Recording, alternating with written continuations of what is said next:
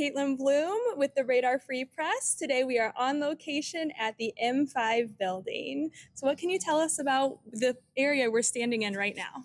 Well, this was a bank, and now we are upgrading it to offices as well as apartments above our theater. But right here on the second floor, we are going to have a community center, and we're also going to change this into a black box theater, a smaller, more intimate space than the Spark next door, where we'll have smaller shows like Glass Menagerie and Same Time Next Year. Smaller shows like that have about 200 seats in an arena setting. We'll also have plenty of opportunities to rent the community theater for birthday parties, wedding receptions, quinceañeras, anything we can think of. Maybe euchre tournaments, poker tournaments, who knows? We have a full kitchen. We'll have dressing rooms, and this will be a fully functional theater as well, called the McBride Theater. What's the timeline on that? We are looking by the end of the year. That's exciting. And we'll have plenty of parking around the theater. We also have an elevator that leads us straight up to our facility right here. So anybody who needs special needs, we got it all covered. And we're excited to do smaller shows as well as the bigger shows next door. Right, here we are in front of the future Spark Theater. Is that what it's going to be called? The Spark Center for the Performing Arts. The Spark Center for Performing Arts. Mm-hmm. So what do you envision this space looking like 6 months from now?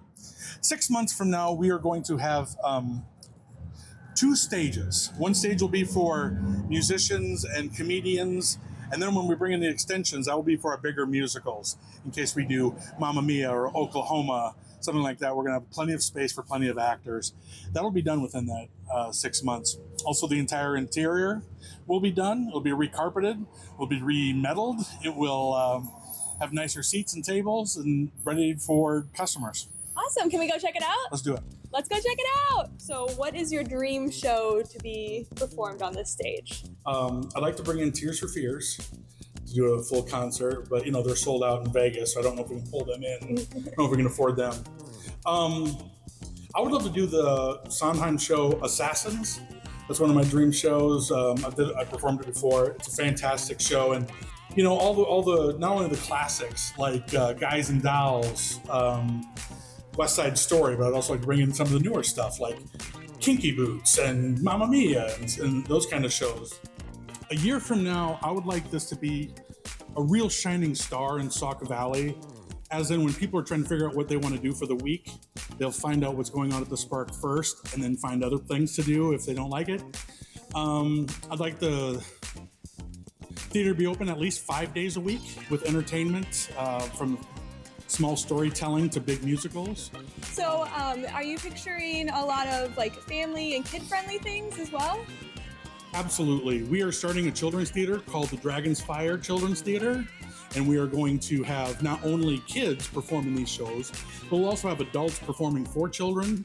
So there'll be plenty to do for kids to come in here. Plus all of our classes will be very child-oriented to get them prepared for anything they want to do in the future, into college or just go right into the profession. Yeah, because I picture like theater skills and stuff that builds confidence. There's so many positive, outcomes from that. Absolutely. You learn how to work together as a team. You learn respect. You learn supporting your friends and family. The arts are invaluable when it comes to raising children. All right, you mentioned performances, but also you mentioned classes and rentals. What kind of opportunities will be there for those kind of things? The great thing about this area that I've met a lot of really talented people. A lot of people are, retired from the business or from teaching in art schools and colleges around the area, which is great. So we're going to offer stand-up comedy. We're going to offer acting, singing, instruments, dance, script writing, anything that we can think of to bring more people in and have more access to the arts here.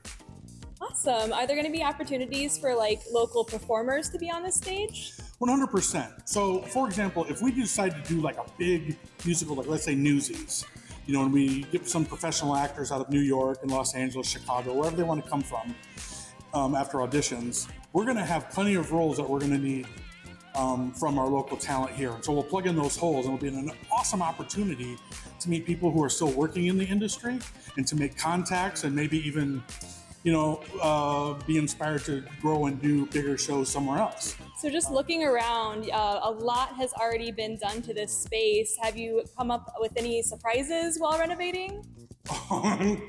Yes, this was an old vaudeville theater before it became Sneakers, I think it was, which was a dance club, and then Starlights, which it is now, which is more of a jazz club.